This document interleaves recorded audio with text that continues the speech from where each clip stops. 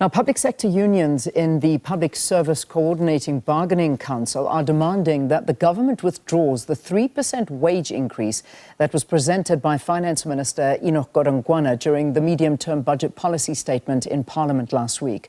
Godongwana said the increase will be backdated to April 2022. Yesterday, unions took to the streets picketing while wage negotiations, which are now at a conciliation stage, continued in the Bargaining Council. In addition to salary demands, labour unions want the government to abandon austerity measures and what they call neoliberal programs that have left the poor outside the economy. Saftu General Secretary Zwelinzima Vavi and Public Servants Association Labour Relations Manager Jannie Oosthuizen, who is a chief negotiator on behalf of the PSA at the Bargaining Council, both join us for this conversation. Gentlemen, thanks for being with us and welcome to Morning Live. Good morning. Thank you very much, and thanks for inviting us. It's an absolute pleasure. Thanks for your time. So let's begin with the latest in terms of the negotiation process, which has now entered into conciliation. So perhaps, Zweli, we can start with you on this one. Well, yesterday we were outside picketing with workers demonstrating incredible levels of unity across all of the federations, united, holding each other's hands, understanding that without that unity, they will be deep under the water. And the union's negotiators correctly put a proposition on the table to say to the government, but we have already undermined the collective bargaining by announcing in public that you are implementing a 3% wage offer because the government misled the public in saying that the unions gave a tentative hands up or hands up to the offer of 3%, and therefore they were feeling that they were obliged to implement it. And the unions put their foot down to say, unless we can respect the processes of collective bargaining, there can be no negotiations. First, government must withdraw the 3% public statement, and so that it can open itself to the conciliation that was being organized, and that was yesterday. And that was the bottom line the unions were pushing. And the gentleman from the PSA can tell us what then happened, because I then left the process whilst they were still pushing that line. All right. So, Jannie, this is where I'll bring you into the conversation. Now, perhaps you want to pick up where Zweli's just left off. Thank you. Yes, good morning to all. Yeah, well, whilst they were busy negotiating, the employer once again using delaying tactics in pleading poverty, in raising points in the money, in trying to get into the back door of bringing things into the equation, which is not for this time around. I think it is imminent and it is clear that this time around the employer is still keep on going playing with delaying tactics, which we as Labour cannot allow this time around. As Comrade Vavi has indicated, it is most important for us to stay united, and we want to send a message to the employer that they must not underestimate the unity of Labour this time around. We will take it to the streets and we will show the employer what we can do, because it appears that it's the only time that the employer listened to workers, especially the public servants this time around. What chance do you have, though, in terms of negotiations now, after, as you've said, Zweli, the fact that the minister went ahead and announced this in Parliament, that, this is the 3%, that's it, we cannot afford more, and this was spoken in Parliament. I suppose, let's get the answer to what room do you have now that it has been tabled in Parliament, and secondly, decisions like this being made in Parliament, were you ever negotiated on this number? Power concedes nothing without a struggle. We've always said that what you have not won in the streets, you will not win in the negotiating table.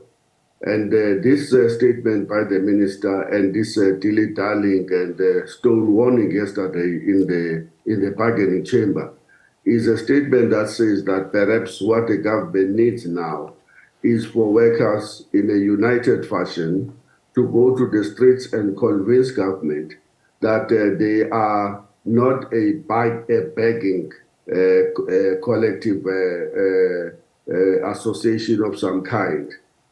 What they have is an agreement, a recognition agreement, a legal arrangement with the unions that are holding the majority of the workers as members in the public sector.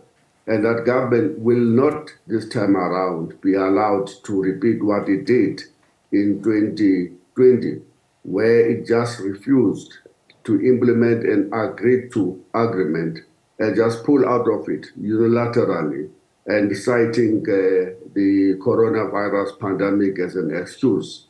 Nor will we allow this time around that government offers no increment to the workers as it did in 2021. And we insist that the 3% is way out of line if we're to consider the escalating cost of living as a result of petrol prices that are going up tomorrow, the electricity tariffs that are in their historic high, the interest rates that are chasing a 10% again, the food prices that are into the double digits, 14% in 1 year, and the municipality rates that are out of hand. It is very hard for everybody. We are so close to getting not just a few, but more and more hundreds and thousands of workers deciding that it is rather better to stay at home than to take a public transport and go to work, because they're finding themselves in a situation where they are actually subsidizing the employers by borrowing money from their families to go to work. And whilst the government continues to stick with the austerity program to please the rating agencies, IMF, World Bank, and the local big businesses in South Africa, and to keep the line of neoliberalism that seeks to deliberately keep government out of the actual service delivery and reduce it into some referee that must only create a conducive environment for big business to make more money, and therefore increase the gap between the rich and the poor, as it has been the case for the past 20 years. So, Jannie, obviously, I mean, as we're hearing, and this has been the sentiment across the board, that unions are angry at this announcement by government, the 3% offer. You're obviously demanding a much higher increase, and that should be above 7%. But I ask about the union like Saftu. They've gone and accepted the 3% increase. Doesn't that set the government's wheels moving towards that direction and kind of endorsing it in a way? Well, we must understand the dynamics that are playing out there. There's always politics is unfortunately always, or must I say fortunately, always also at play here. And we will see on social media what is going around regarding the leadership of certain unions that stands for election in the upcoming elections of the ANC and the NEC. And that is most likely why certain people or certain unions then elect to accept the offer. But they're also mandated driven. And if their members have spoken, they need to abide by the mandate that they have received from their members.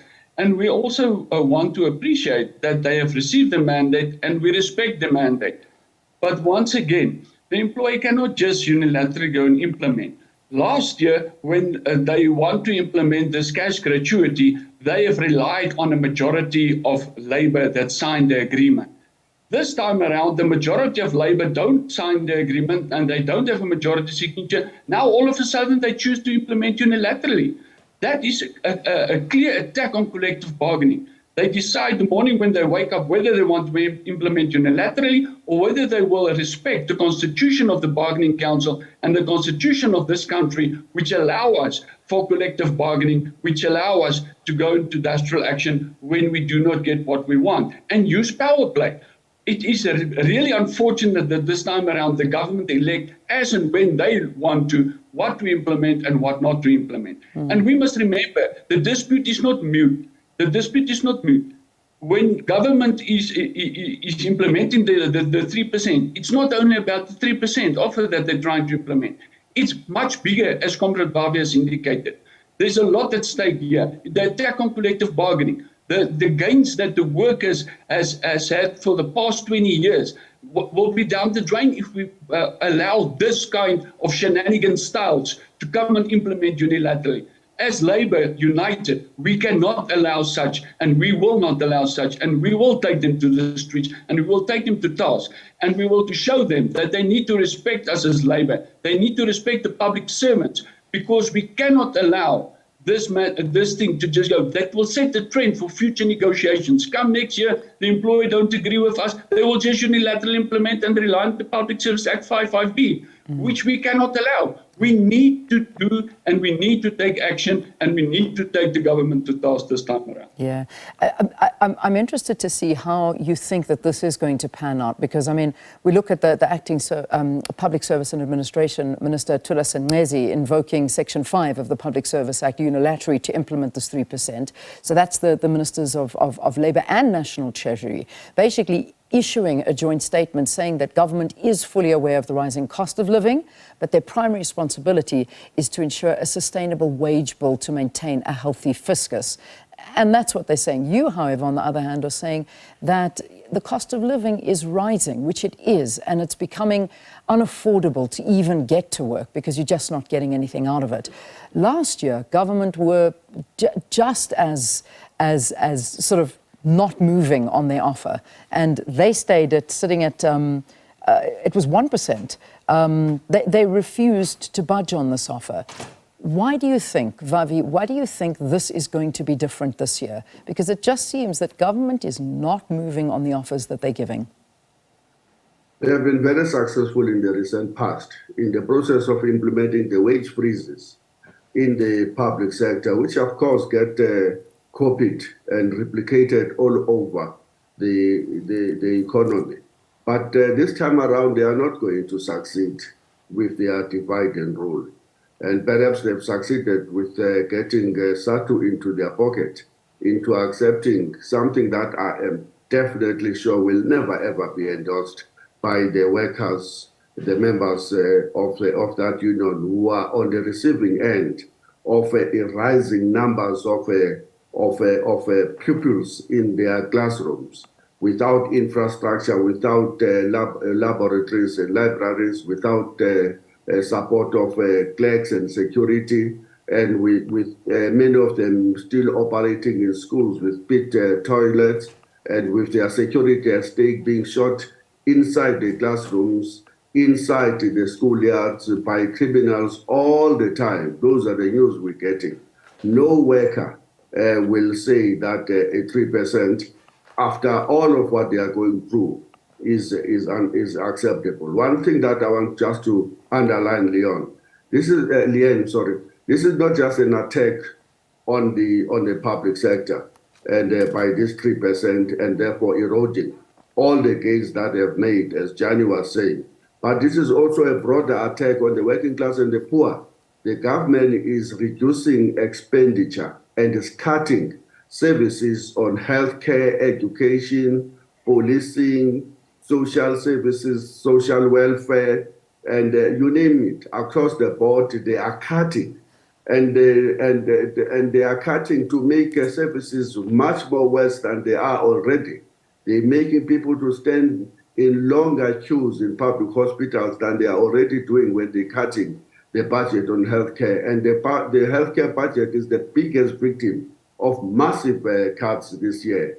They are telling black communities who are facing load shedding that when you phone a police station to ask for help during the time when your wife, your daughter, your father is being brutalized by the criminals, you must continue to be told that there is no van, there is no equipment to do a proper DNA to ensure that those who have brutally raped 8 women of Alexander can continue to escape justice, because the state is incapacitating itself through this budget cuts. So this is a broader stance we are taking. We're drawing a line on the stand to say, but government shouldn't be allowed to, in its journey, it has chosen, it has taken a policy choice to implement austerity and neoliberalism when there are other options that are available. The options, for example, of increasing again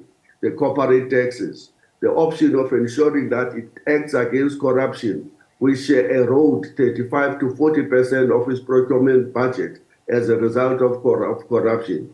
The option of ensuring that it can chase and close down all of the loopholes on the top and on the tax dodging schemes of big business. The option of ensuring that it can lock the resources of this country inside the republic by ensuring that there is no more illicit cash outflows that amount to 400 billion rands every year. So there are options. Indeed. And if government wanted options to take us into a different direction in terms of its macroeconomic policies, it will.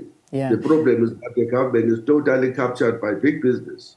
Let's quickly just wrap it up, and I need to find out what the next step is, because, Jannie, you've threatened a national shutdown of the country. The PSA's certificate is effective from the 3rd of November. Will there be a strike if these negotiations are not going the way the union expect? If you can keep this quite short, please, we'd appreciate that. And yes, definitely there will be a strike. We are planning to start with pickets the 8th and the 9th in preparation for the 10th of November, where there will be a national shutdown across the country and big marches all over all provinces. So definitely, if there is no revised offer from government, it will definitely lead to a strike. It's unfortunate, but it's the only language that government do understand. Zwelinzima, are your members able to join, or they still you won't be able to join on the 10th of November? What is the standing on your side? This time around, we're not making a mistake of competing against each other as workers. This time around, we will coordinate effectively to ensure that when there is initial shutdown, it's initial shutdown of all unions. Saftu unions have already balloted their members, and 95% plus of members are saying that it's time to show this government that we have power in our hands to withdraw our labor and force it back into the negotiating table. So there is a coordination that is effectively happening across all of the federation. There will be no PSA strike, there will be no Saftu strike, there will be no COSATU strike, there will be a labor strike. All right, we leave it there. Thanks for joining us, gentlemen. That's the Public Servants Association Labour Relations Manager and PSA Chief Negotiator, Jannie Oosthuizen, and Saftu General Secretary, Zwelinzima Vavi, giving us an update on the wage negotiation process, which is now at a conciliation stage, and the 10th of November has been the date that has been earmarked for a national shutdown if those negotiations are not successful.